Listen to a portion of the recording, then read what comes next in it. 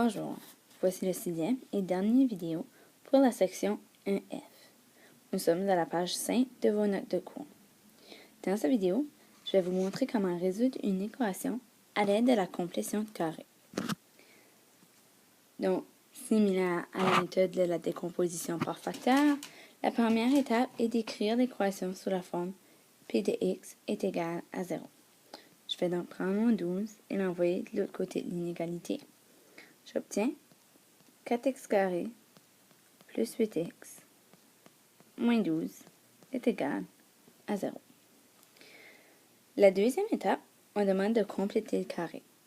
Par contre, avant de compléter mon carré, remarquez que j'ai un facteur de 4 devant mon x carré. Ceci m'empêche de faire ma complétion carré comme j'ai l'habitude en utilisant mon b divisé par 2 au carré. Je dois donc trouver une façon d'enlever le 4 de devant mon x carré. Une méthode que vous connaissez déjà est la mise en évidence simple. Il suffit donc de sortir 4 en facteur de tous mes termes. Si je sors 4 comme facteur, il me reste x carré plus 2x moins 3.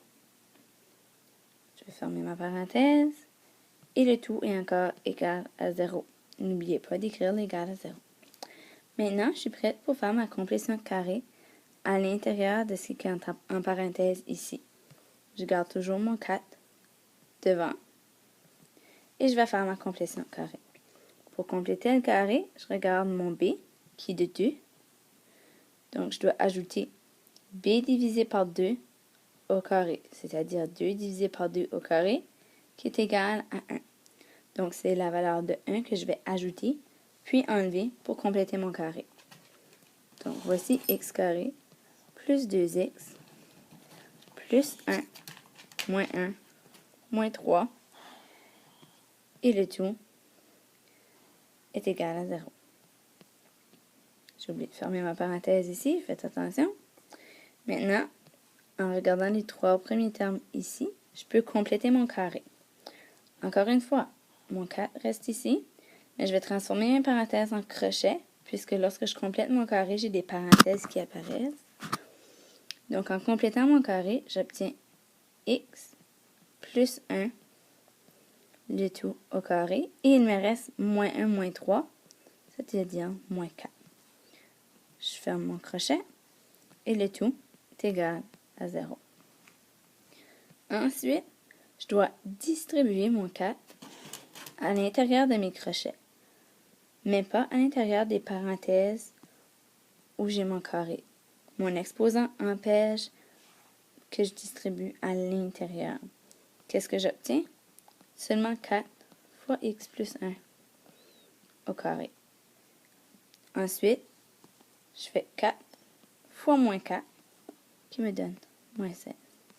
Le tout est égal à 0. Nous sommes maintenant rendus à la troisième étape où on me dit d'isoler ma variable. Pour isoler ma variable, je dois d'abord envoyer le coefficient de l'autre côté, c'est-à-dire mon moins 16. Ensuite, faire la racine, puis finalement, résoudre mon équation. J'envoie donc mon moins 16 de l'autre côté ici. Il me reste 4 parenthèse x plus 1 au carré est égal à 16. Avant de faire ma racine, par contre, j'ai encore mon facteur de 4 devant ici. Je dois donc diviser par 4 des deux côtés. J'obtiens x plus 1 au carré est égal à 4. Maintenant, je suis prêt à faire ma racine carrée. Je fais la racine des deux côtés sans oublier mon signe de plus ou moins lorsque j'ajoute moi-même ma racine. Il me reste donc x plus 1 est égal, la racine de 4 c'est 2, donc plus ou moins 2. Puisque j'ai un plus ou moins 2 ici, je vais obtenir deux solutions possibles. L'une lorsque mon 2 est positif et l'autre lorsque mon 2 est négatif. Je vais faire mes solutions ici. Donc, la première, et j'envoie mon 1 de l'autre côté, toujours. Donc, la première, c'est lorsque x plus 1 est égal à 2. Donc, x est égal à 2 moins 1. X est donc égal à 1. Voici ma première solution. La deuxième sera lorsque j'ai moins 2 négatif. Donc, x plus 1 est égal à moins 2. X serait égal à moins 2 moins 1. X est égal à moins 3. Voici la deuxième solution à l'équation toujours de départ ici. J'ai donc résolu l'équation à l'aide de la complétion carrée.